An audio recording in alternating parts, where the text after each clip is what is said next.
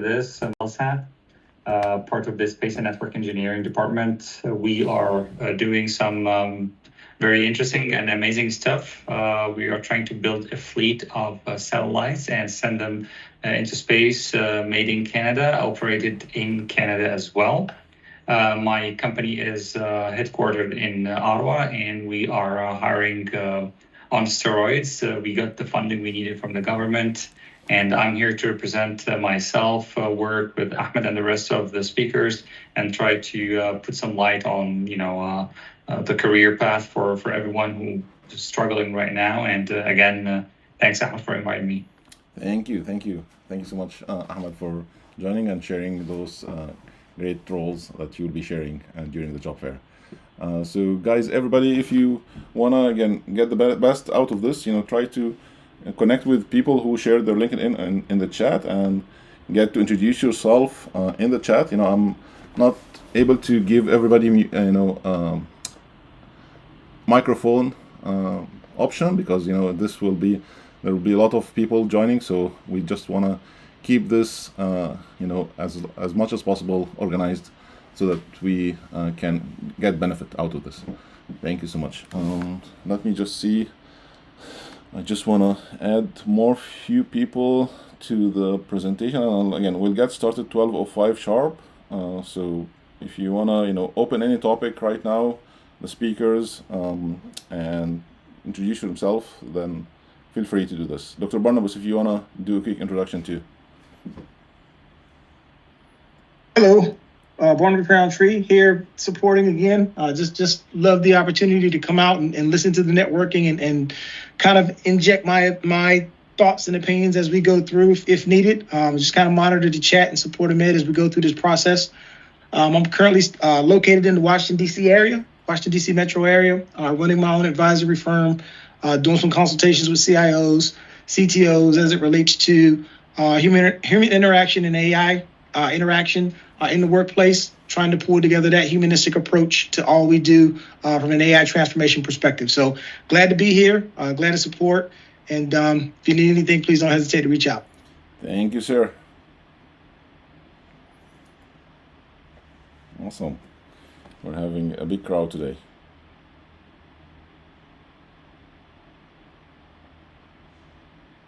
So, Dr. Joseph, maybe while everybody is still joining, do you want to maybe speak about the challenges that most graduates face today, so that maybe we can try to tackle some of those during the call? Hopefully, the folks who are joining us here, they can give some solutions to them. Yes, can you hear me okay? Yeah. I think I've got it all. Yes. Great, awesome. So hello, everyone. Again, Joe Little, as you're joining, the Associate Data Technology at Central Piedmont Community College in Charlotte, North Carolina. My contact information is way up in the chat now. LinkedIn and my email is there. Speaking to the challenges that a lot of students are facing in today's job market, I guess I'll try to keep it a limited response, few minutes only, to get us to 12:05. The first thing is lack of experience. And so we're trying to solve that problem through various internships or apprenticeship partnerships with both local as well as national/global companies. I am always on the lookout for someone who is hiring, which is why I'm here today, because I want to kind of hear from the rest of the panel and see what they have to say. And from a community college perspective, the students have two challenges inside of that lack of experience, because a lot of employers are looking for bachelor's degree in entry-level roles, even at an internship level, where the student will not have any opportunity outside of what they're getting in their education to get any hands-on training before they get to that first job. So I'm talking to our community partners, I'm talking to industry connections, employers, to say, what can we do to reduce those barriers to entry, bring them down to at least the associate degree level, and or is it a combination of certifications that you would take in lieu of the degree? Meaning, if someone's doing like a red team cybersecurity track and they've got certified ethical hacker, or they've got ethical hacking experience with Python. And oh, by the way, we're starting to bring some of those courses online in the next 2 years or so, if not sooner, depending on how fast the approvals can go through. But the point is that, I feel like sometimes entry level isn't really entry level on the job postings. A lot of employers will say entry level, and then you dig down into the weeds of the job description, and it's, we want you to have 3 to 5 years of Python, 3 to 5 years of cybersecurity, 3 to 5 years of, even networking or server or Active Directory, et cetera. And it's like, how does a student get 3 to 5 years if they're only in their sophomore or junior year in community college or university? Yeah, those are very, very, I think, the top of the challenges that most students unfortunately face today. So it's good that you're taking that initiative, Dr. Joseph. I really appreciate, your efforts there, because I hope, all leaders in all companies appreciate this and also support you with that initiative, because it's definitely very, very hard for, fresh graduates today to crack into the job market. Yeah, and we've been somewhat successful in that. Like, we've worked with companies like Bank of America, who from time to time will post a community college specific job posting as part of their global initiatives. And we do also tell students, part of the work is on you. You need to be looking out for those postings. If you want a 2026 internship, don't wait to 2026 to apply. 100%. A lot of those opportunities are open now. So when we drop off the call, if you don't get any contacts today that you feel like are meaningful, get back on LinkedIn and search for 2026 internships. I guarantee you there's hundreds, if not thousands, of postings from banks, from manufacturing companies. NASA's got theirs open as of yesterday. A lot of government opportunities are out there. So, just got to keep at it. 100%. And again, I would like to thank you, Dr. Joseph, because you're posting those regularly on LinkedIn so that everybody gets benefit of those. So guys, Dr. Joseph is a very, very impactful leader, and I've been following him myself, for some time now, and I'm definitely appreciate, all the efforts that he's doing. And again, definitely everybody else also here in the call. Nuhaila, I see you join. Oh, you can I like to keep my stuff informal, so call me Joe. No worries, Joe. Okay, thank you, sir. Nuhaila, are you there?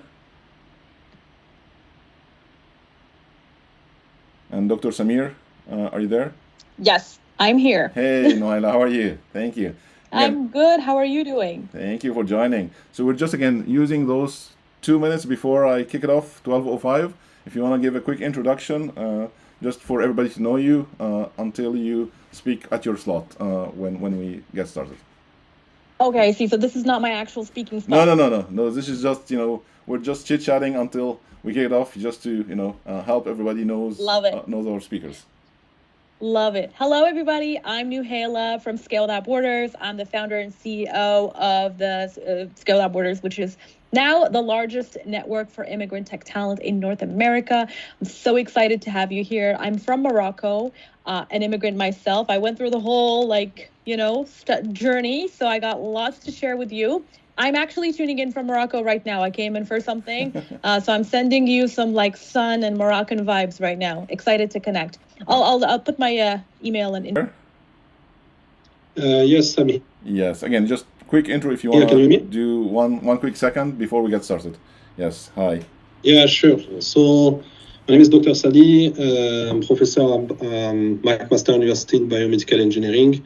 I also have a career in AI and data. I spent the last 15 years helping different agencies, federal government, provincial government, to deploy data and AI strategy. I work with Microsoft leading the data and AI for defense public safety.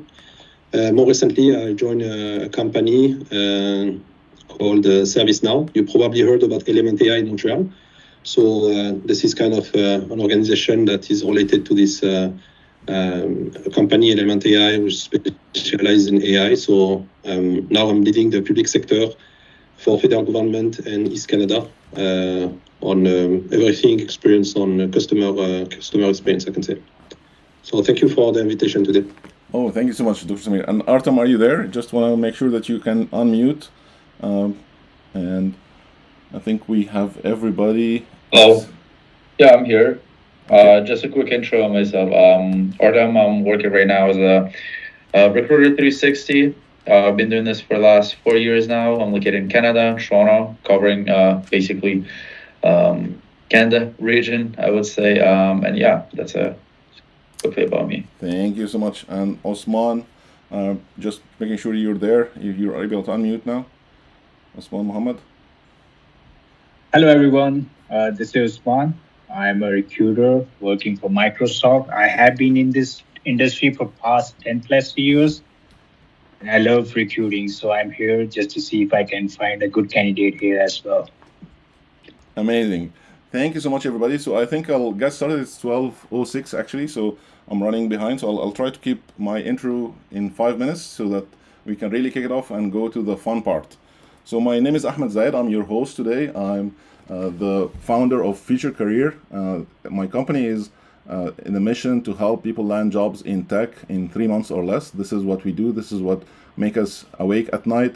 This is what I love to support the community.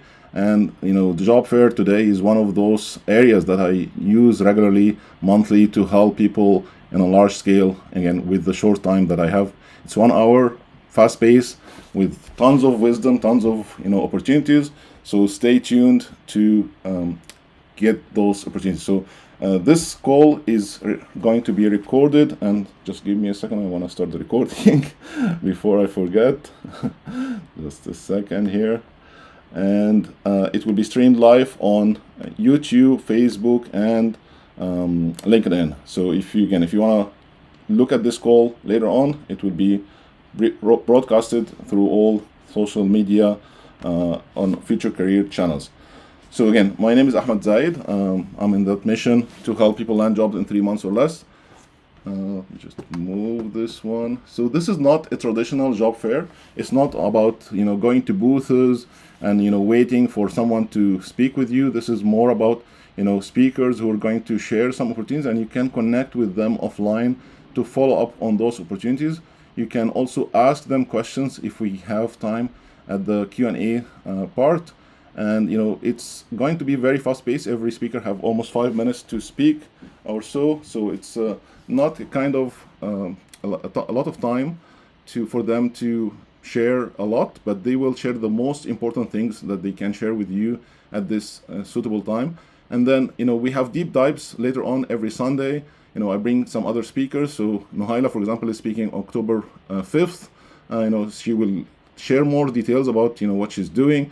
And there is all other speakers that are helping me, supporting this community on the Sunday call or other calls. So again, this is mostly for US and Canada. If you're not from US and Canada, you can always listen, tune to get the benefit. But the jobs are mostly for Canada and US. So there is no immigration related jobs here. So again, let's make this space valuable for everyone. Share your wisdom. Avoid spamming people. Don't put your details too many times in the chat. This is not a good way to keep this healthy. And if you see something suspicious, please let us know. So what to expect today? Again, networking with leaders, getting some job roles, getting to know ideas that you may not have seen before, you may not have heard about, and getting industry leaders sharing those ideas.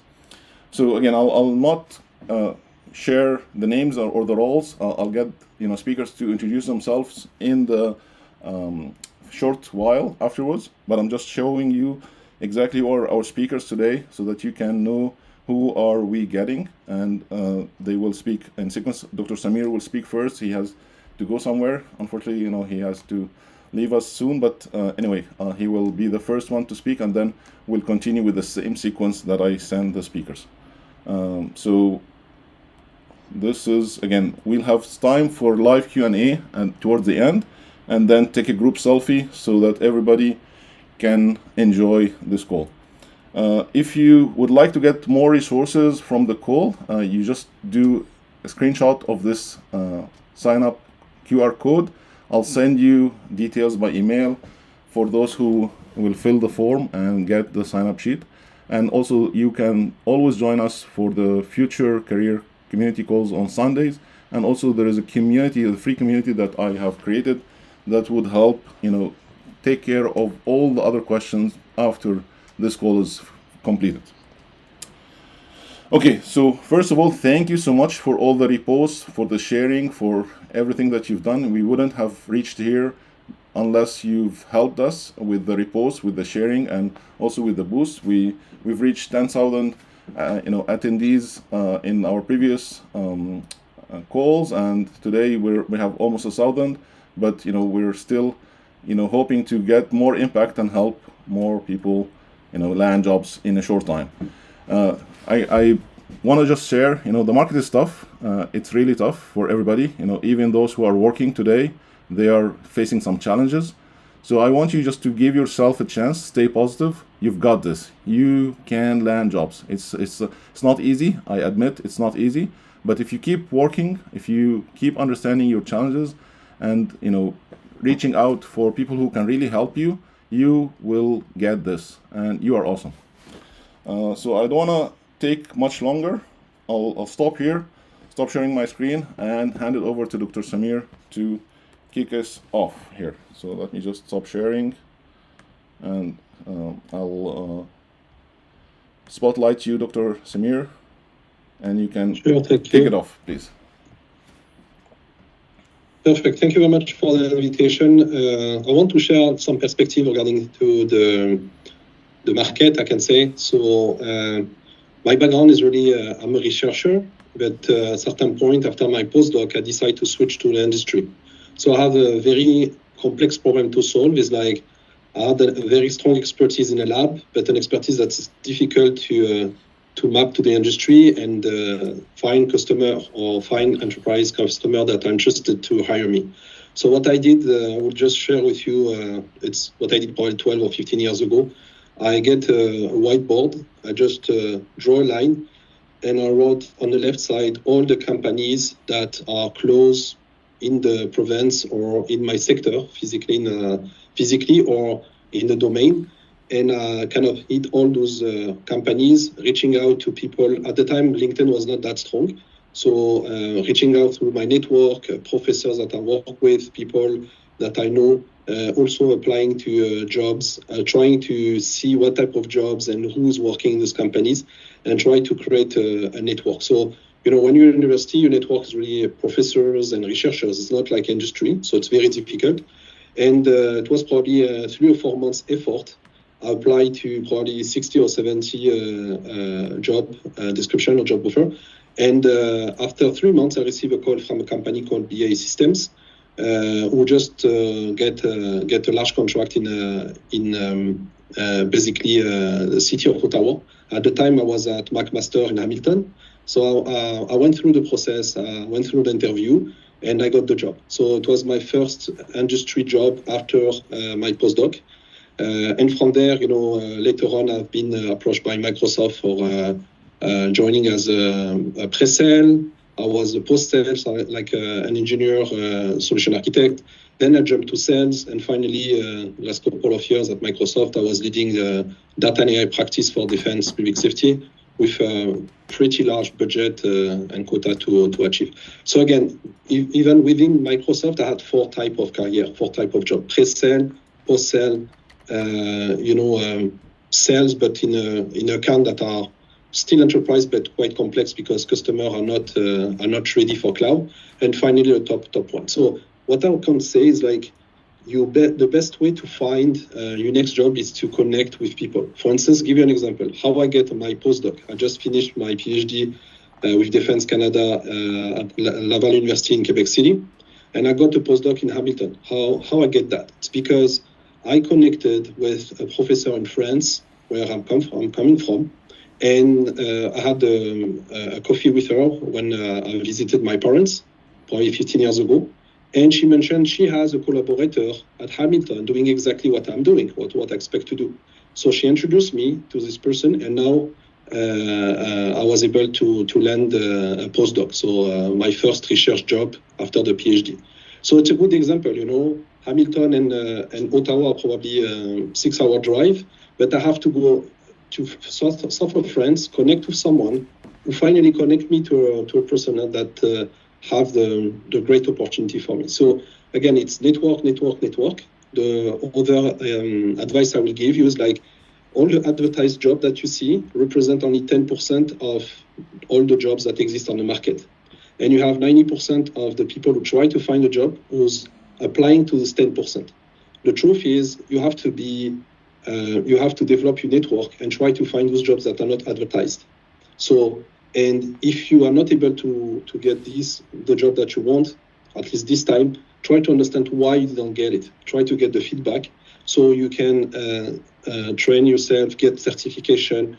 Like, giving a job to someone who do not have experience or do not have experience in a specific field, it's a risk for an employer. So you want to mitigate this risk by providing some guarantees. And these guarantees are through, experience, participating to activities, community, working on projects that are not necessarily paid, but that provide you exposure. You understand what I mean? And that will mitigate the risk. And the recruiter would think, okay, he has a good profile. Clearly, this person has a growth mindset. I think this person can grow with my organization. I will take a risk and offer the job. But if you do not do this effort, it's very difficult for an organization to take this risk, especially those days where they have the opportunity to pick anyone they want due to the market. So again, it's my five minutes kind of experience at a very high level. I hope that helped. Ahmed, thank you for inviting me. Unfortunately, I have to go, but like you have my LinkedIn profile here. Feel free to reach out. And last thing I want to say is like I am where I am today because I had mentors that invest time and helped me to grow. And I remember what one of my mentors told me when I say, "Oh, thank you so much, thank you so much." The first reflex he had is like, "Don't thank me, help someone else, like I just helped you." So I encourage you to do that too. Help others, and you will see like those people that you help for many years, they will take some position at certain time that will open even more opportunity for you down the road. So share, offer, provide you time. You will see you will get a great return. Thank you so much, Dr. Samir. And again, for guys who don't know Dr. Samir, he's an AI and data analytics expert, and he's been with Microsoft before and now with ServiceNow. And again, he delivered a deep dive previously with Future Career, and I can share the link to the video if you would like to watch that video later on. Thank you so much, Dr. Samir. We'll have to thank you, and hopefully see you soon in future calls as well. I think Mike, you're next. If you wanna, go ahead, and I'll spotlight you. Yes, my name is Mike Jaber from Midicus Consulting Executive Recruiting. I've been in this industry now for 16 plus years. It's an interesting start. I was in sales before, and it seemed to transition into this type of a career. And as the doctor was saying, networking is so important, and also finding a mentor. And as Ahmed has said, that this is challenging times now. I've been in this industry, as I told you, for that period of time, and I just find that it's a lot more tougher now than what it was 5 years ago. And the landscape is changing with all the new technologies that are shifting some of the roles around, and you've got to learn to adapt to those technologies and maybe key in on them. Some of the roles that we have currently open, some of them are government roles, as I mentioned in my intro, that require government clearance, whether it's secret or reliable. But some of the private sector roles we have are like quality assurance, currently open, DevOps technicians, SAP Fiori consultant. If you really want to go to our website and check them out, there's a whole list of probably 30, 40 roles that if you do inquire, I can try and steer you that way. I'm also looking for some ASIC developers. If you know of any ASIC developers for California, somebody with RF analog experience, if anybody's in this group, please reach out to me directly. And that would be great.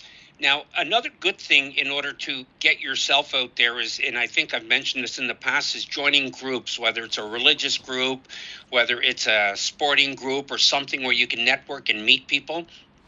And that's a way of really getting yourself out there, or even volunteering. You volunteer for, for different organizations. There's, especially if you're in Ottawa or if you're in Toronto or California or even Texas, the IT group, there's predominantly a lot of IT population there. So it really gets yourself out there to meet people and to network, and that is absolutely huge. And if you have any questions whatsoever, just another thing, also make sure tailor your resume to the role that you're looking for. And if you do have a gap, identify the reason for the gap. And I'll tell you one example. I submitted a candidate this morning that came to Canada in 2025. He hasn't worked. I said, what did you do? It took me 5 months to kind of get familiar with the city in Toronto. And then I took some courses and now I'm starting to look. So you have to have a story because the client will ask why the gap is there. So make sure you have a story, and your resume is a story. It tells a whole tale of what you've done in your career. Thank you so much, And that is Mike. key. Thank you so much, Mike. Always a pleasure You're more having than you, welcome. sir. And again, Mike is Pleasure's all speaking mine. mostly about Government of Canada security clearance. He mostly worked in Canada, but he has some roles in the US as well. So again, check the websites for meticas.com. This is where you will find the jobs. Thank you so much, Mike. If you don't mind, just stay available to answer questions if someone has some follow-up questions. Nuhaila, I think I you're will next. for sure. Thank you so much. Nuhaila, you're next. Amazing. All right. Hi, everybody. I want some thumbs up if you're in the call. Give me thumbs up in the chat. I love thumbs up in the camera. Make sure everyone is awake at noon. Okay. So Ahmed, I'm assuming that there's no screen sharing, or can I share my screen real quick? You can. It's just short time, but anyway, you can go ahead. Okay, no, I mean, I'll still be within my time limit. Sure. Excuse my tabs, but it is what it is. All right, let me know if you can see my screen. Yes, we can see it. Okay, perfect. So I'm Nuhaila from Scale Without Borders, which is the largest network for immigrant tech talent. I'm going to do a proper speaking gig on October 5th, but I was asked to just come and talk about my story, the company, as a quick intro. I'll stay for a little bit just in case if you have any questions, but essentially here's my story. I'm from Morocco. I came to Canada when I was 17 years old by myself for university, and at the beginning it was fun. It was great until it got real. It got real when I graduated and I left and I came back and I just couldn't find a job. I went to U of T. I had all these qualifications. I had all this experience. I had work experience as well. And I could not, for the life of me, find a job. In fact, I got rejected from jobs that were $11 an hour. I started working at a charity, also for $11 an hour for a little bit. But I gathered myself up. I figured out that, as both speakers were saying beforehand, networking was the go-to. As Ahmed was saying, positivity is an absolute must, and a bunch of other things, and you need resources. I actually ended up landing my dreamiest of dream jobs, which was beyond actually what I could ever ask for. And again, I could go more into that. And then a few years in, I decided to found Scale Without Borders, which is a network to help immigrants access resources they need. And again, another dream business. It ended up being, a top 100 Canadian company to watch, and a bunch of other things. But most importantly, I do what I love, which is we support immigrants in tech. So I'm here I was asked to talk about, okay, how do we support immigrants in tech? Because you're all going through this journey, and I'll hang out for a bit if you need any advice, or happy to, look into also maybe getting on a call, but no promises because we have a summit. I've had this QR code here in case you want to scan it to stay in touch. But either way, this is what we do. We have a bunch of things that we're doing. Number one is we help immigrants break into the tech jobs they deserve by giving them access to resources, programs, networks, and job opportunities. And on the other hand, we help employers access the best diverse tech talent that they have. So in terms of our membership, what we're offering, when you applied, you have to, first of all, get in. And if you do get in, we have a subscription, which essentially offers you 4 things. Number one is hacking the job search. So literally hacking the job search so you're not endlessly applying for jobs, hundreds of jobs. Many people have been applying for hundreds of jobs. That is not the way to do it. And I'll go into specifically what kind of sessions we do, but it's things that are like a very, very innovative, like a live job search hackathon, like owning your worth as a newcomer, avoiding newcomer traps. We also offer hundreds of hours of tech training if you want to upskill in tech, AI, I hear cybersecurity, I hear data, all of these things, we have them and in multiple languages. This one is a big highlight. We actually host private career fairs every couple months where we are partnered with major tech employers across the country to connect with you. And of course, we also have our summit, which I'll go into. So if you're interested in being part of this membership, just scan the QR code. I will give it to you again in the next slides. Our summit is the big one. It's coming up on October 20th. Every year for 5 years now, we've been hosting the largest Immigrants in Tech Summit. We now host it at the Royal Ontario Museum. I didn't get that. Sorry. I'm not talking to you, Siri. We're now hosting at the Royal Ontario Museum. We bring hundreds of immigrants in tech, tons of amazing programming. I want to show some highlights here, which is essentially slow dating with employers. So we're actually hosting like a private career fair with incredible partners, like really cool tech companies who are our partners, like Lyft, Hootsuite, Loop Financial, but also like large companies like Accenture, TD, Deloitte, and all of those. We're doing a job search hackathon where we're going to be job searching live together in a gallery at the museum. We have some cool things like Women in Tech high tables. We also have a pretty big program for founders. So any immigrant founders in the house, we got stuff for you. We have a lounge for investors. We have a pitch competition and a ton of things going on. These are just some of the speakers that we've had in the past. I'm not going to go over that. I'm going to just go back to the QR code. If you want to learn more, happy to share with you. Just scan this and then it's just like a quick email. I'll reach out to you ASAP, whether you're interested in the membership and the summit or in partnership opportunities. And we'll be sure to give a discount to Ahmed's peoples. Thank you. That's it from me. Yeah. Thank you so much. Thank you so much, Nohaila. And again, we're looking forward to your deep dive on October 5th. And please feel free to share those links in the chat so that people can, get it if they couldn't catch up the QR code. So Dr. Joseph, you're next. Thank you, sir.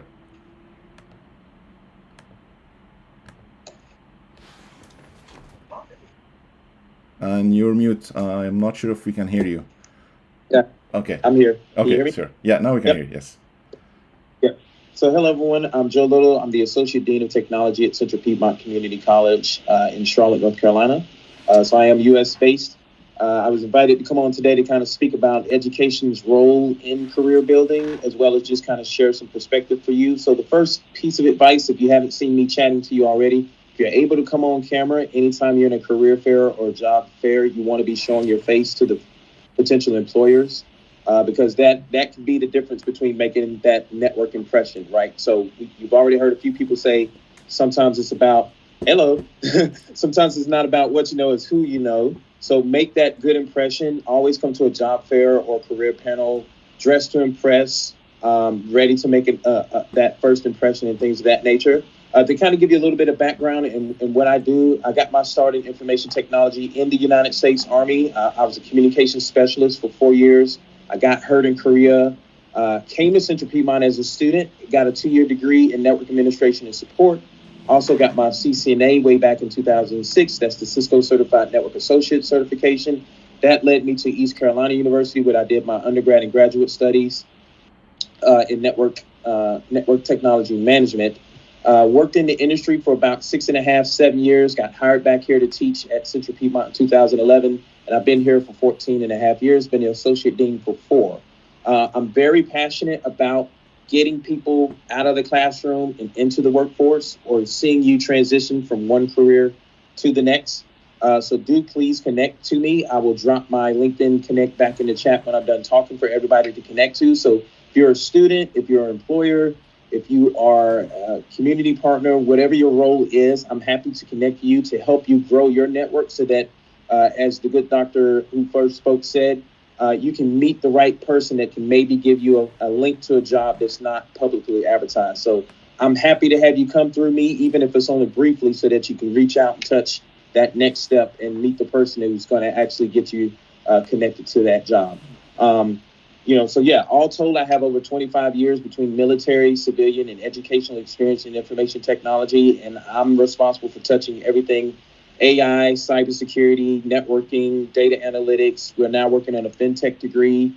We're starting to peek at quantum computing because AI isn't coming, it's here. Quantum is the next leap in technology that we all need to be focused on. So those are some of the things that we're trying to offer at the 2-year level with transfer pathways into 4-year institutions like your UNC system schools, Chapel Hill, East Carolina, UNC Charlotte, etc. So feel free to reach out to me. I'm going to keep it short and sweet so that Ahmed can stay on track. And just reach out to me if you have any questions. Thank you so much. Thank you so much, Dr. Joseph. And again, really appreciate everything that you're doing to help this community, specifically fresh graduates and veterans and folks on tech. Thank you so much. Muhammad, you're next if you want to unmute and get started. Hello, everyone. This is Usman again. As I mentioned earlier, I'm the recruiter who's currently working for Microsoft. I do have more than 10 plus years of experience in recruiting. I had exposure working for both staffing agencies and big organizations. In the past, I did work for Amazon. I do have, experience working with some other industries as well. So just wanted to share some helpful tips and guidelines for job seekers. And it's going to be very helpful if you would like to apply for the roles at Microsoft and any other organizations out there. So I'll be sharing some tips very quickly. And one of the things which I would like to share with you guys are how the Microsoft hires engineers here. Like those technical people and engineers are the ones who solve real world problems with code. So they are looking for someone who are good in coding. They want somebody who work well, well in teams, communicate clearly. So they really want somebody during the interview who can communicate clearly, and the ones who care about customer impact. So these are some of the helpful tips before applying for the roles at Microsoft and any other organizations out there, that you need to have a communication, skills, and you need to, speak clearly, about your thoughts to the interviewers. And the other thing which I would like to share with you is how to prepare for the interview. So what you will be facing there during the interview is the coding question. So you should be good with the data structures, algorithm, or the technical roles. I'm talking about software engineers and system engineers out there. So they need to be good in data structures and algorithms. They need to be good with system design problems and behavioral-based questions, how you work with others. So you need to come up with scenario-based question answers. You need to be prepared, come up with some, scenario-based answer to, showcase during the interview. So I'll highly recommend you all to practice on platforms like HackerRank.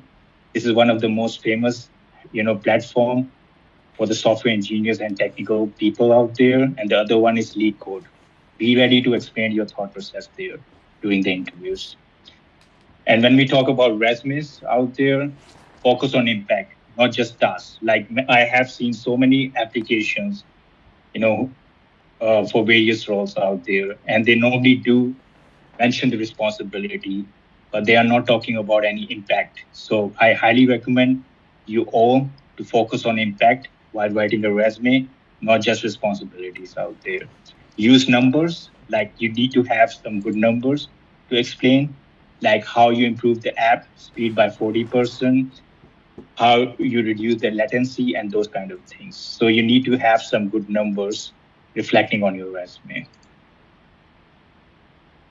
And let me see what else you need to have there.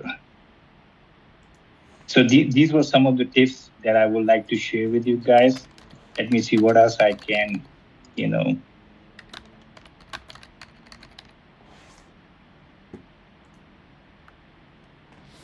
Yeah, that's it from my side for now. Awesome. Thank you so much, Osman. How do you prefer people to reach out to you, or how to, connect for jobs? What's the best way? Yeah, they can connect with me over LinkedIn. I have shared 2 links of software engineer roles, so they can apply directly. Amazing. The recruiters are reviewing the applications, so in case if they are a good fit, you can apply for the roles. Sounds good. Okay, thank you so much, sir. Thank you so much. Yeah. And if you don't mind, just stay tuned for some questions. And Ahmed, I think you're next. Sure. Artem had to leave, but we'll get Ahmed to speak next. Okay. Thank you so much, Ahmed, for inviting me. My name is Ahmed Ali. I have over 20 years of experience in technical IT and project management as well. I started as a network technical support and then was first pushed into project management, but then I fell in love and transformed my skills into that. So very good example that you can repurpose your skills. Lots of good things are actually like golden. Things were thrown upon the crowd here from all the speakers before me. So nothing left to say, but I suggest that you guys take notes on this. I wanted to just say a piece of advice. Don't let the job market get under your skin or the layoffs or whatever. If you trust the process and continue to do it with consistency, and you can put a line under consistency, you're gonna get there. Things may take time, things may look rough, but you don't care about this. If you wake up, be consistent, whether it's gloomy, doomy, or whatever, congratulations, your life has changed. So consistency is a key. Networking is a key as well. I will speak a little bit about the project management piece. I joined my local chapter in Toronto when I was based in Toronto, and it was a little bit difficult for me to go to these places where I don't know anyone and trying to break conversation. But just be authentic, be simple, and you can join a group. And you can say, for example, hey, I'm here by myself. Can I join the group? And I bet you 10 out of 10 of times, they will say, of course, please join us. Introduce yourself, talk to people, volunteer, do things, so people can know you and exchange contact and information. Looking for a mentor is amazing. We have Ahmed Zayed here. He's one of the best people I have ever met, and he can certainly guide you and push you in the right direction. So that's that. I spoke about myself. I spoke about a little piece of advice for everyone. Also, I want to speak a little bit about Telesat. So this is my current company. We are hiring extensively. We are, as I said, for those of you who weren't there in the beginning, we are building around 200 satellites, and that's only the start, and we're sending it into space, similar to SpaceX kind of thing, but built made in Canada, built by Canadians, and also operated by Telesat, which is 100% Canadian-owned company. This is great news. We're hiring on steroids. We got the funding that we needed from the government of Canada. We got the funding that we needed from the government of Quebec. So on LinkedIn, you can check the Telesat website. All of these are open real positions that are looking for someone to be filled. Yes, we're hiring in the mid and senior level profile as well, because we need the delivery, but make no mistakes. Occasionally we open co-op opportunities for students or internships. So also keep an eye on that. Mainly hiring in Ottawa, Gatineau. But if you take a closer look, we have also some international spots. Telesat Government Services is a second company based in the US. It's a US company, but under the umbrella of Telesat, and it's hiring also in the US soil. So this is also something you should consider if you are connecting from the US. That's it for me. Again, thank you, Ahmed, and thanks for all the mentors and speakers who spoke before. It was a good opportunity to connect with you all, and a good reminder of the journey that we all took along to reach this position. Thank you again. Thank you so much. Dr. Joseph, do you have a quick question for Ahmed? You're mute, Dr. Joseph. Okay. It was an accident. I was trying to clap for Yak. Thank you, sir. Okay. Thanks. Thank you so much, Ahmed. Really appreciate your wisdom and also, sharing those valuable insights. And if people wants to connect with Ahmed via LinkedIn, just give him a chance. He got, a lot of requests sometimes. So just give him a chance. He replies, but it takes time. Thank you so much. Okay, Ahmed, you're next. And you're mute. You're mute, Ahmed. Ahmed, you're mute. Ahmed, can you hear me? You're mute. If you're speaking, you're mute. Okay. Yeah. Now. Yes. Now we can Now. hear you. Yes. Okay. Can you hear me now? Okay. Yes. So it's the common it's okay. mute unmute problem. Yes. Thank you so much, Ahmed, for having me, and thank you so much, everybody, for this wisdom that you have shared with the candidates. I'm glad to be with you. I'm Imad Abul Makt. I am the HR manager at Tony Graham Automotive Group. I'm a certified human resources leader with some experience in HR in general, recruitment and selection, and also employment support. I used to work as an employment counselor for newcomers, so I know the challenges that newcomers have in Canada, especially Ottawa, Ontario, and I can share some of my. Today, I will share most of my speech today, or all my speech today will be about legislative part. So I'm going to speak about the legislative part in terms of applying for new positions and the new regulations under the new Act in Ontario, which is the Working for Workers for Act 2024. This Act, the government of Ontario has been working diligently to update and upgrade the regulations and the laws to improve the efficiency of inclusivity and accommodate the newcomers in Ontario. And this act, especially based on and the title of the act is Working for Workers. It's supporting workers all the time, even before they are hired. And I'm going today to speak about the candidates and communication with candidates. What are the new regulations in terms of being a candidate for any new positions? So basically, the Working for Workers Act has assumed some few updates. The most important ones will be effective in January 2026. So the first one is candidate communication. How many times have you applied for a position and you got ghosted by the employers? They don't reach out to you. You never respond to your emails. Now the new regulations makes it mandatory on the employers to reach out to the candidates to give them the final decision of the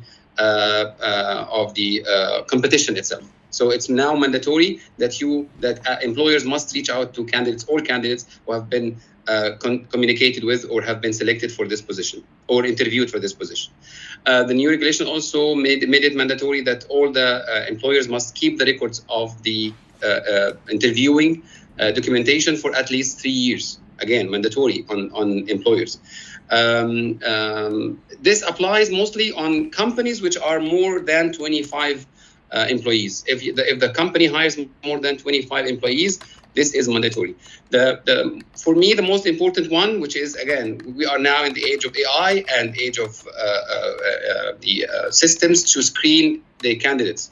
You never knew that this position is being screened or the candidates being screened using AI or not. Now it's mandatory on employers to announce in the job postings if this position will be if the company is using AI to screen candidates or not. It's now mandatory. It's not an option. So all companies must declare if they are using AI to screen candidates or not. Also, another part of this regulation is about compensation transparency, which is job postings are expected. You have to post the range, especially for compensation that range not exceeding to $50,000. But if they exceed $200,000 annually, this compensation must be included in the job postings. The final, and I don't want to speak too much, but if you would like to reach out to me even after my speech, you can reach out to me. I will post my LinkedIn profile, and you can reach out to me, and I will share some of the our recruitment initiatives at Tony Graham. So the last point is vacancy confirmation. So some companies, some employers post positions to fill some pools of candidates. They are not actually looking for candidates, but they are creating a pool of candidates for future reference. So I'm not recruiting for salespeople right now, but I'd like to create a pool of potential candidates. Whenever I need one, I can pick from this pool.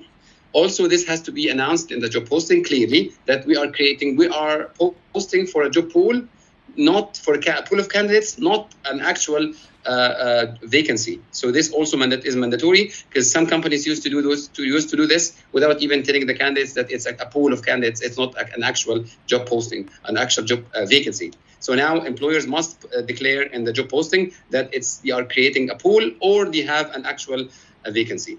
As I said, these are all for the sake of the candidates and for the sake of the employers. And we have already started to apply these regulations, even though some of them are not effective yet. But we have to get ready for these postings, and we reach out to the candidates. Even if they are not selected, we have to reach out to them. we never ghost. I think. So, Ahmed, I think you're breaking up now. Ahmed, I think you're breaking up.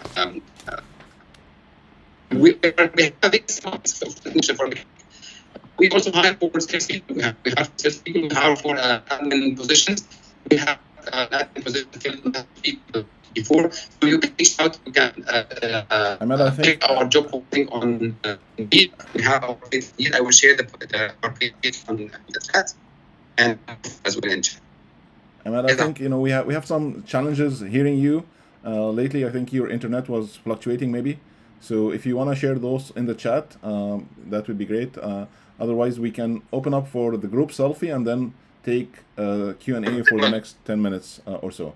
So if you guys are ready to be part of the selfie, you want to be on camera, this is the right time to do this now.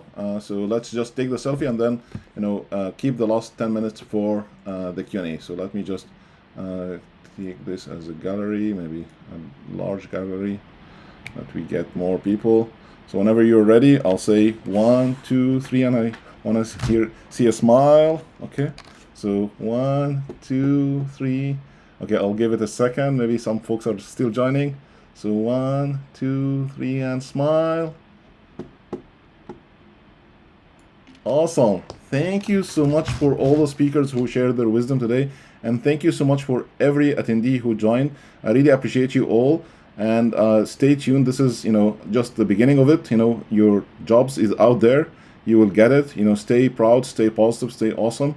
And now we'll open up for Q&A. So if you have a question, you can either raise your hand or type the question in the chat, and I'll try to moderate as much as possible. And I'll give the view to the speaker so that, if you have a specific speaker that you want to send this question to, just please name the speaker. Otherwise, we'll pass it on to the right speaker accordingly.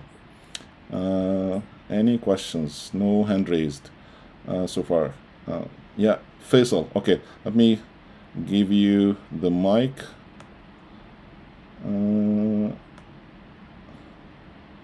Okay, now you can unmute if you wanna, unmute and ask a question, please. And please state your name, role, and location, and then your question. Right. Thank you, Ahmed.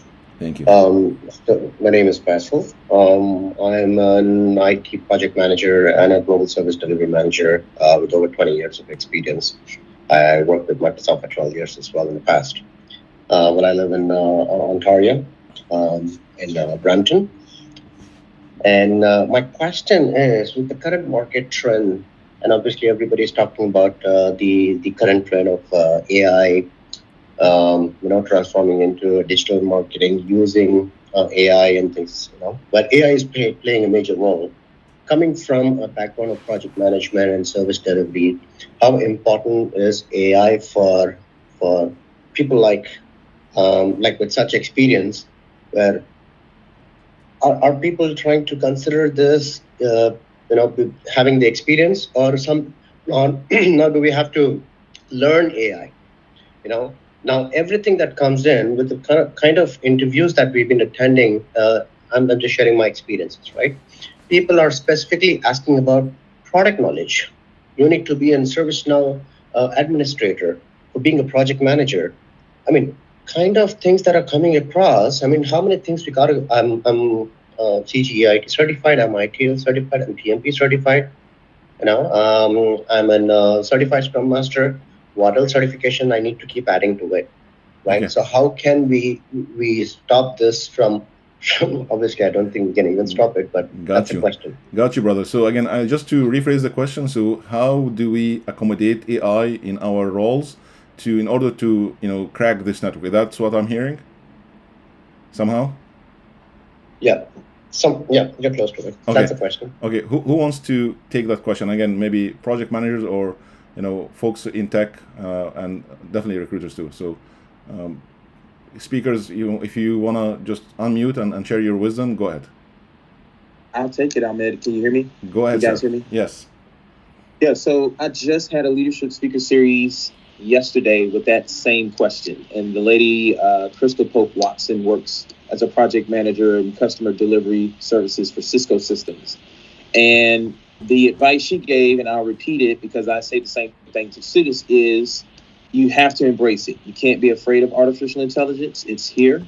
It's significantly changing the way we do business. Yes, a lot of federal agencies, and when I say federal, I'm not talking about U.S. and Canada, I mean worldwide, are behind the curve as far as the litigation and law is governing artificial intelligence. So right now it's sort of kind of up to everybody to do ethics and making sure you're protecting against biases and things of that nature. But as far as project management goes, some of those certifications you listed off are building in AI modules in the new versions of the certification content.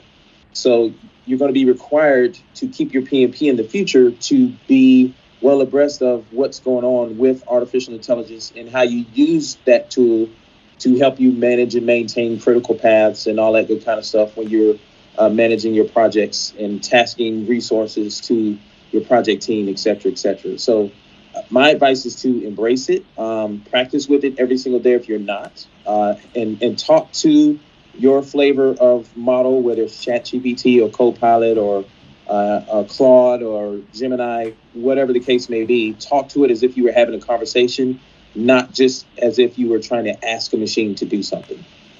Thank you, sir. Anyone else want to add to what Dr. Joseph shared?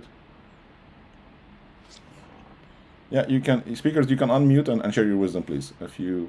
Yes, Ahmed. I want to take a stab at this. So, Faisal, great question about the AI. And as a project manager, I always think similar to you. What else is on the menu? Am I required to get, the whole grail of all knowledge together? And the answer is definitely no.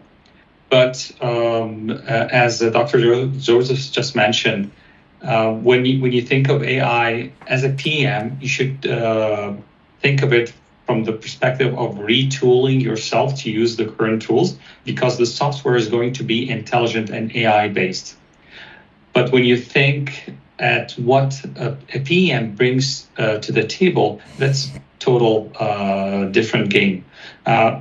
I'm speaking here about conflict resolution, for example, or making strategic decision about direction about the project to a certain level, or push the big red button to stop something because you happen to understand or consume some information from other departments and that this is not going to fly. AI cannot help with that.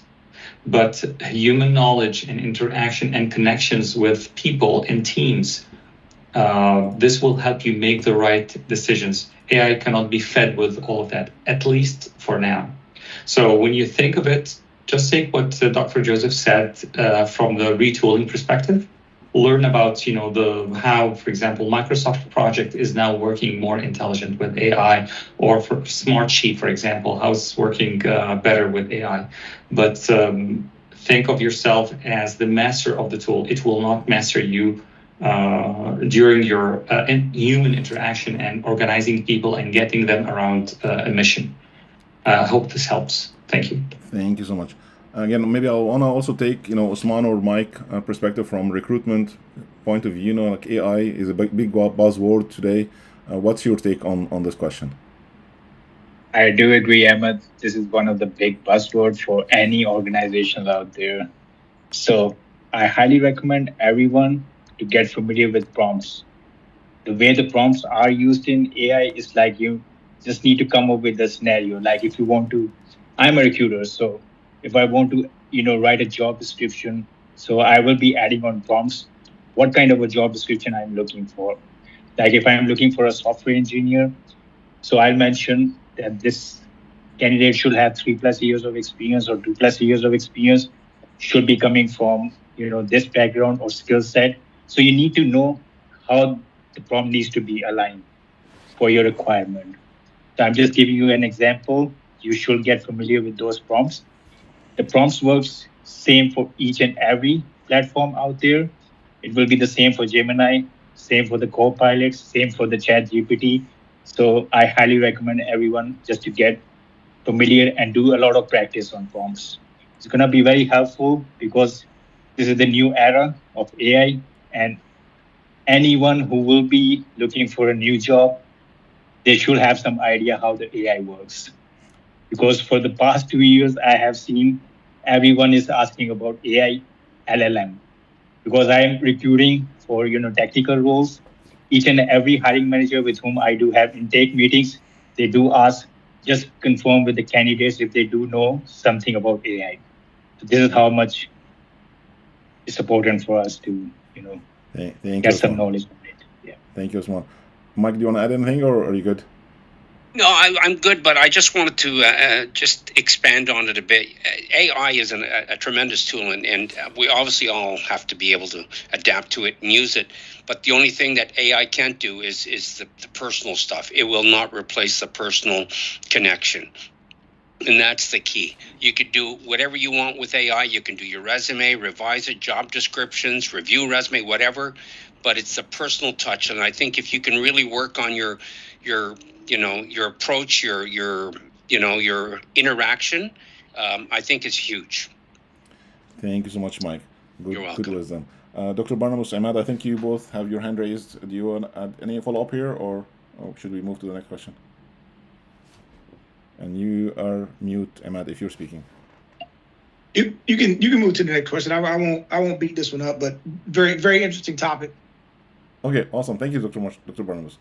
Okay, let's move to Ahmed. If you want to unmute yourself, again, name, role, location, and your question, please. And try to be brief. We have less than 3 minutes to the end of the call. And Ahmed, I'm not sure what's your last name, but I gave you the mic, so if you can. My name is Ahmed Abdullah. Yes, Ahmed. Can you hear me? Yeah, we can hear you now. Go ahead, sir. Hi, my name is Ahmed Abdullah, and I'm from Ottawa, Ontario. Awesome. And I graduated from Algonquin College in the Human Service Foundation field. And I have an experience for 3 years in the children and youth. And basically, I just did a new challenge. And 2 months before, I joined the Britannia Woods. I joined with them, and I started doing the computer technology about the IT. And I started doing CompTIA A+. And alhamdulillah, yesterday I did my exam, my core 2, and I passed, alhamdulillah. Very good. So basically, what's your question, since I heard about you guys, mashallah, you guys have a lot of experience and everything. So I just want to know, which advice will you give it to me for a person who's looking for jobs?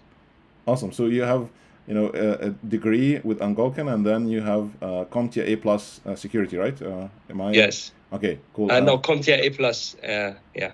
Okay, I'll give you a quick one, but then I'll open up for other folks here, to share their insights. So again, it's all about the hands-on. This is what most employers are looking for today. So you definitely need to do some projects. You need to do some volunteering maybe, or co-op or internship, just to get your hands-on skills to practice, what you've been reading or learning on CompTIA, so that, again, employers are looking for problem solvers. They're looking for someone who can really deliver the work. And I'll pause here, give the mic to my colleagues and speakers here to add more insights. Thank you, Ahmed Zayed. Thank you. You're welcome. I'm going to leave my information here in the chat. Thank you, sir. One of the things I say is you're going to have to spend time sitting in this, right? I mean, for all of us. And you're going to have to really figure out what it is you want to do. To ask a question and say, well, what type of thing should I be doing to look for a job is kind of like saying, what color blue is my favorite color blue, right? Because what it really depends on is what it is you're trying to focus on and where you're trying to go, because that's the question that you're going to have to answer in every interview, right? Because when the interviewer is sitting there talking to you and they say, well, what do you want to do? You have to be very, very concrete on what that is and how you can achieve those objectives for those people to pull you forward. It kind of goes back to the question that was asked around the AI piece, right? Organizations are coming with AI and these things are out here, these buzzwords are out here, but not everybody knows what that means. That means something different in every organization. That means something different in every role that you perform inside of an organization. So when we say you need to understand how that particular function of AI impacts your particular role, That's the key to having that conversation that you need to have as you go through that interview process. Because what you need to be able to articulate is that I'm familiar with this technology enough to know how it impacts me and the things that you're going to need me to do for your particular organization. So those are things that we as individuals have to really sit in and have to understand and really define as we go through this process that we're calling searches for these jobs, to really be able to articulate that when we're trying to get in people's presence and have these conversations with them around, hey, I hear you have this opening, and this is what I bring to the table to solve and fit the gap that you need to be solved and fitted for to make your company or your organization or your business successful. That's the link. That's how you tie it together. That's how it needs to be tied together in order for you to be a successful candidate and for those businesses to be successful in finding the right people to push them forward in what they're trying to achieve. Thank you, sir. Great wisdom. Ahmed, I think you have a follow-up here, if you want to unmute and share. I think we're almost on time, but let's take Ahmed first, and then I'll stay longer. If everybody wants to stay a little bit longer, I can stay for 10 more 15 minutes. But if other speakers have things to do, feel free to drop. Thank you so much for everything that you've done and shared today, and we're always happy to have you. Ahmed, I'm not sure if you want to add anything. You want to unmute and share your wisdom? You're mute, Ahmed. You're mute. Okay, never mind. Okay, let's maybe take another. Yes. Oh, I thought he was talking to me, sir. No, you're good. You're good. Thank you, Ahmed. So Somi Terry, and I apologize if I didn't pronounce your name correctly. If you want to unmute and ask your question. Okay, she left, or he left. I'm not sure. Okay, Rabia Garg, you're next. If you want to unmute and ask your question.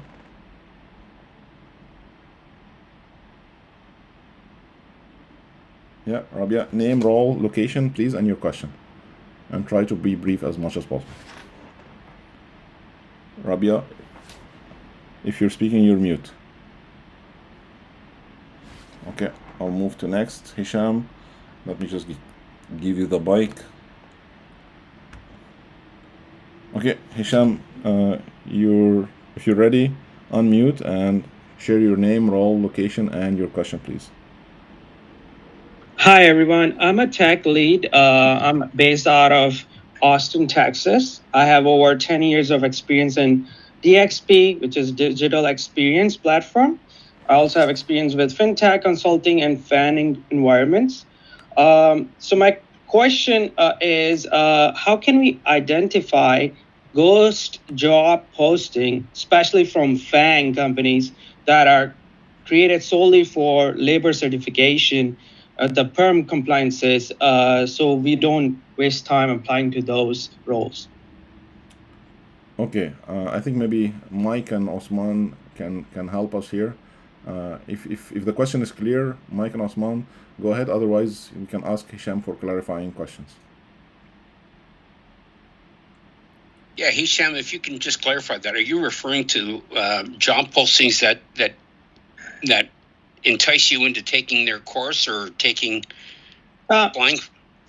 So just to clarify, if a lot of people are not aware of it, and mostly it's the common practice in FANG, where they do have H-1B employee already in that role. What they do is for labor certification, they do need to post, let's say, for the same job role for 10 months or so, and just so that they can match or satisfy the requirements to do the labor certification and then create the sponsorship and to justify those roles. So I see commonly this with Apple, Microsoft, Amazon, where they do this whole lot. And so I just wanted to see how can we mitigate and circumvent those kind of job postings where we are applying endlessly, and obviously those are sort of like a ghost jobs. Yeah, I can just say that I'm more on the Canadian side of it, and I'm not very familiar with that that system in terms of H-1B. I know what H-1B is, of course, but I have no answer to that. Yeah, thank you, Mike. I think maybe Osman, I don't know if you have insights. Please feel free to share. Otherwise, this is mostly like an immigration question that could be a little bit out of our scope here. It's a great question, but any organizations out there, including Microsoft, Amazon, and any other FANG companies, everyone is open to apply. They are not restricted to particular applicants. Anyone can apply there. In case if they do receive an offer, they are willing to process their H-1Bs and even apply for the green card, depending on the scenario. Yeah, it should not be a problem. Yeah, thank you, Osman. And again, unfortunately, the market has shifted a little bit, Hisham, from what it was before, and opportunities for sponsorship is much less because, again, there is so many talent out there who already are citizens. They don't need any sponsorship. They don't want to go through the paperwork, and it sometimes, again, could be tedious somehow to do those immigration paperwork for specific cases. So companies maybe prefer not to go through that route to avoid, again, losing the time to place the role or find the right candidate. I hope, I know that this is not what you wanted to hear, but unfortunately this is what it is. I know it is the market today, but thank you so much for the question. I'll maybe move to the next question. Abdul Karma, if you want to unmute and ask your question. Abdul Kamara, sorry. Yes, sir. Hi, my name is Abdul Kamar, and I just graduated from in Georgia with a bachelor's degrees in information technology, and I'm focusing on networking security.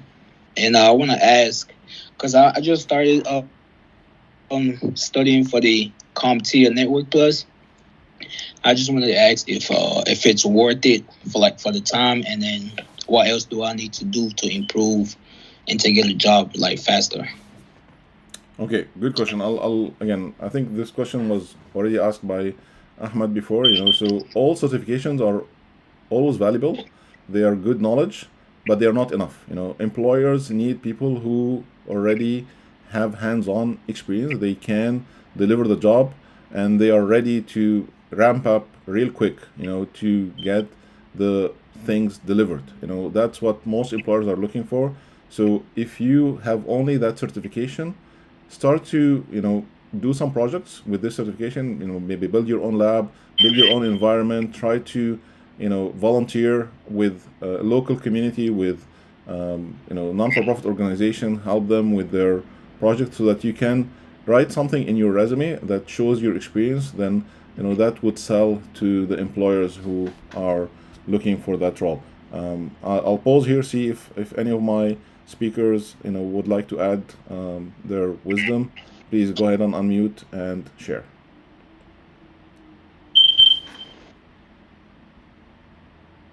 All good? All right, thank you, sir. You're welcome, sir. Okay, let's see who's next. Michael. Okay, let me give you the mic, Michael. Yes, sir, you now have the mic. If you want to unmute, again, name, role, location, and your question. Hello, my name is Michael Jones. Experience in cybersecurity, information assurance. I had a role as an ISO with TSA. But my question, I'm currently unemployed due to recent changes in our government. And but my question is, are you seeing a lot of ageism when it comes to people trying to get rehired? I mean, I see a variety of ages of people on screen here, and if you're seeing it, how combat it? That's not the exact right word, but you understand what I'm getting at. How do you best way to overcome what would appear to be an emphasis on youth? Yeah, good question, and I'll maybe give my 2 cents, and then I'll pass it on again to my speakers. So ageism is definitely a problem. I see some kind of trends in some companies, and it definitely you need to research more what those companies are really looking for the kind of age that they normally hire, because that would play a significant role for you instead of wasting time and energy just applying for roles that will not be suitable for that specific age. And the other point that you may want to do is try to remove anything that shows your age in your resume, so that it focus on your experience and skills, what values you bring. And I think if you were able to do a good amount of branding about yourself in your resume and in your networking and the jobs, so that the value that you bring is much higher than any let's say bias or discrimination problem that they have, so that they can overcome this kind of dilemma and really feel like, okay, hiring you is the right decision for this kind of role that they are looking for. That's my 2 cents. I'll pause here, pass it on to my colleagues. They have definitely much bigger wisdom, and they can share some ideas too. Mike, do you have any thoughts here, Osman? It's it's I don't know. It's actually sometimes it's part of the culture of the company. And as Ahmed says, research the company, see the staff there, look at all the employees that actually work there. It'll give you an idea of it. But sometimes I've seen it where they want someone who's mature, and they're not worried about someone who is got many years of experience. And it varies with the company itself and the client. I know sometimes you get at a certain level in your career where they may want someone younger, but it varies with the company itself. And if you want, your previous experiences, just say previous experience, will be provided if required. So you don't have to, as Muhammad says, you don't have to have something that's not Muhammad, but Ahmed said, you don't have to, Sure. last 30 years, 35, 40 years of experience. You just put the last 10 years, 15 years relative of what the role is. And if they want to hear more experience, just say you can provide it when they ask for it. Thank you so much, Mike. All right, thank you. Osman, do you want to add anything? All good? Okay. Thanks. My answer will be the same, like Mike. Like, Awesome. if we are sharing the resumes, you can reflect your experience up to 15 years or max 20 years, not more than that. And I have seen a lot of applications, they never mention about their graduation year, and it's normal. There's no need to add any graduation dates, and past 15 years will be enough to apply for the roles. Yeah, and although I am saying, especially in the federal, more so in the federal space than the commercial sector, they will specifically, it's a starred question, you have to put your graduation date. Yeah, I thank you all. I have removed, make sure I removed my graduation date from college. I only had the past 2 companies, but that does go to 20 years. Because one is only 8, so that ends up being not enough. So you add the other one, you add 15, and there you go. So Michael, let me ask you a question. When you experience that, what is your thought behind why they're asking that question? Oh, why? Well, it could be both ways. It could be, although it seems awfully early in the process for them to try to suss out whether or not you truly went to that college. Because I was on a contract where I was actually interviewing people for ARPA H, and there was a very specific requirement. They wanted to know you had that so that they could verify that you did go to that college. But verification is one. That seems, verification is one. What's the other one? Now the other one, it's a back end way of determining your age. That is my that's my feeling. It's like kind of weed that out right away. Let's just assume that that's the case, right? Let's just assume that it's a back end way to figure out your age. I think the bigger challenge is not worrying about the fact that they're trying to figure out your age. The bigger challenge is figuring out how I'm going to counter that statement when that potential rebuke comes up, right? So it's not about just how old I am. It's about what I bring to the table. And the question about what you're bringing to the table, it all ties back to this other stuff. the relevance of what they're trying to figure out, if they're asking your age and they think maybe you've aged out of the technology space and you don't have the current skill sets, the way to counter that point is when you get an opportunity, if you get an opportunity to talk to them, you're balancing that with all of the current knowledge that everybody's talking about, the things that you know, right? Having an understanding of what AI does, has an understanding of how it plays into the role, how it does those things. So don't necessarily assume it's a negative thing as it relates to somebody's trying to screen you out. There are people that are going to do that, right? We just know that there's people that are going to try to screen out. But try to think about it from the positive perspective of saying, okay, if this is the case, how do I prepare myself to go into this conversation and show up in a way that is not a hindrance for me? I'm whatever age I am, but I still have the skill set to do this job. I still have the skill set to do this role, and I'm still a person that you need to be talking to because I'm a viable candidate. So I wouldn't try to spend a whole lot of time focused on the negative part, because there's enough negative stuff out here for us to all to try to digest in this search. Just figure out, okay, if that's the angle that they want to take to try to prevent me from being successful, what are my counters to that angle, and work those counters. I love it. Thank you, sir. And what I did too, that in this time of unemployment, the first certification I went after was the AWS certified AI practitioner. So I figured that would show relevance for AI and cloud in the AI space. In the and so that was kind of my counter towards that, and then continue to work for other certificates after. Thank you so much, Mike. And again, job search is a journey. It takes a while. It takes time to, understand the new market, understand how to crack it in. And, I would highly recommend that you guys, whoever is listening, not only Michael, to join my Sunday calls. This is how you grow. This is how you get to know your hidden gaps. There is challenges, hidden gaps that you don't see. Once you hear others asking about those gaps, you may find the solution, and you may be able to get to the next steps. I want to try to wrap it up in their wisdom, maybe for 1 or 2 minutes. So let's start with Joseph, Dr. Joseph, if you want to share final 2-3 minutes with them, and then I'll move to Mike, Muhammad, and Nuhaida. Dr. Joseph.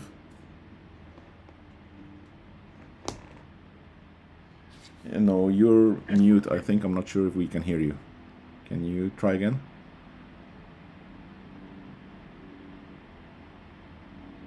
No, we cannot hear you. Okay, I'll give you a chance to. Okay, I think now it's working. Go ahead. No.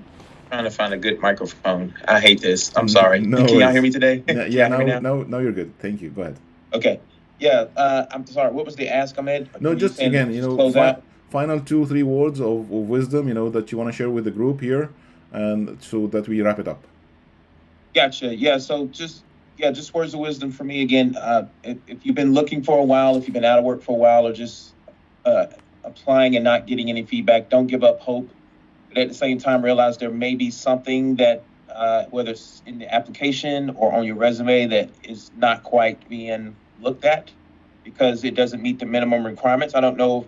I think Muhammad said it briefly during his presentation, but you always want to make sure you have most of the minimum requirements. And if there are preferred requirements, put those down too, because that's going to differentiate you between, the preferred requirements is what the employers are looking for to help filter, right? So if it says minimum bachelor's, but preferred master's, and you don't have a master's, just know that it's likely that a master's candidate will probably get a second look and you'll only get one.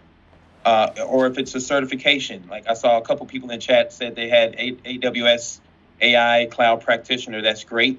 So as AI continues to be put into the job needs for the roles, try to get some AI credentials that can kind of help verify that you know how to prompt. You know about machine learning, you know about AI and data analytics, etc. So look at the job that you're applying for. Tailor make your resume to each role. Don't try to just blast out a master resume for every single position. You want to have a tailor-made resume to kind of help you be a better filter search when it comes time for them to review candidates, and you'll probably be more successful. Don't give up hope. Thank you so much, sir. Thank you so much. Mike, you're next. If you want to again share a couple of words. I'm just gonna. What Joseph said is exactly what everybody should be listening to, and like as Ahmed always said, looking for a job is a job.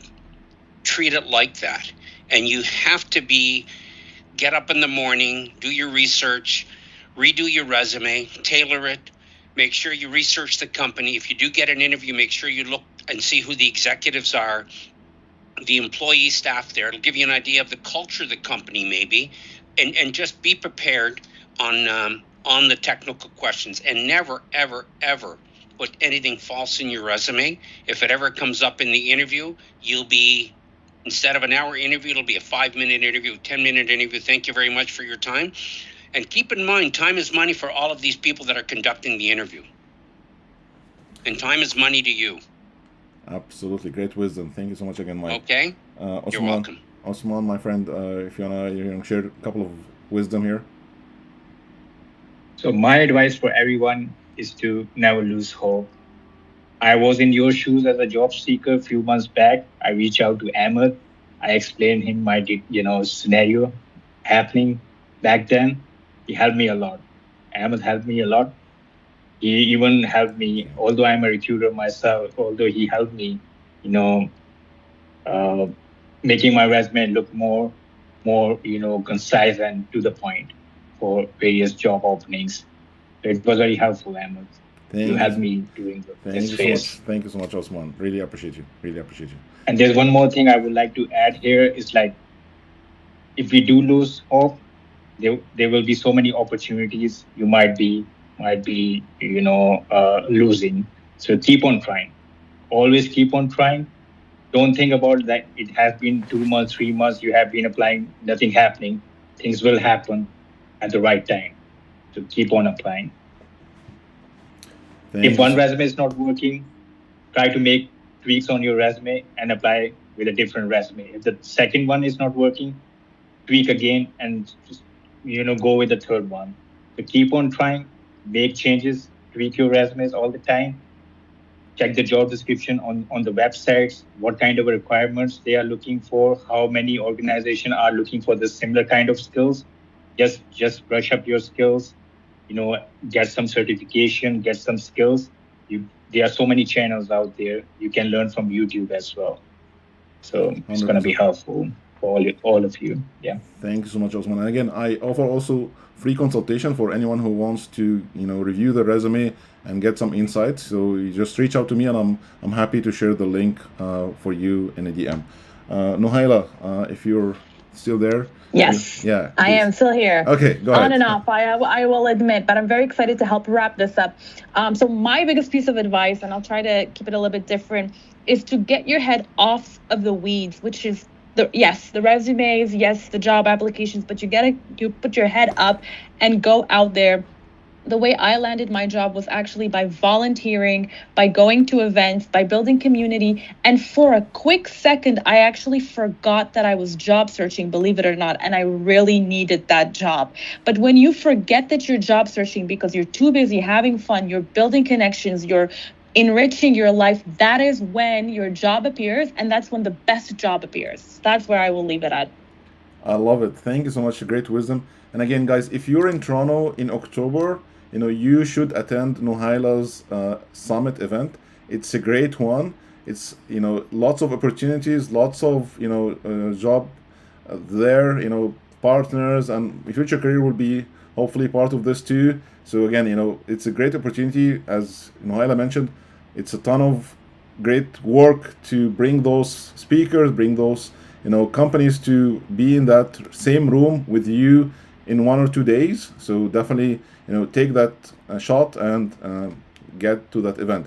Again, I want to thank everybody who joined today. This was amazing. I hope this was a good investment of your time as attendees. And also, thank you so much for all the speakers. You made my day, and I love you all.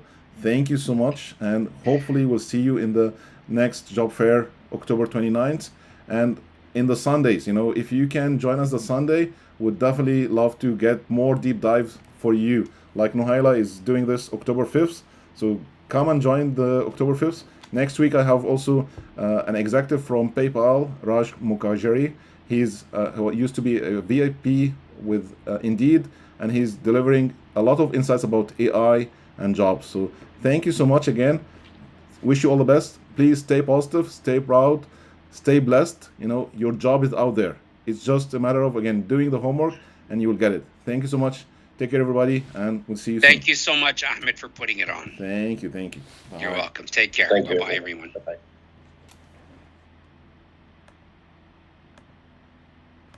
Bye-bye.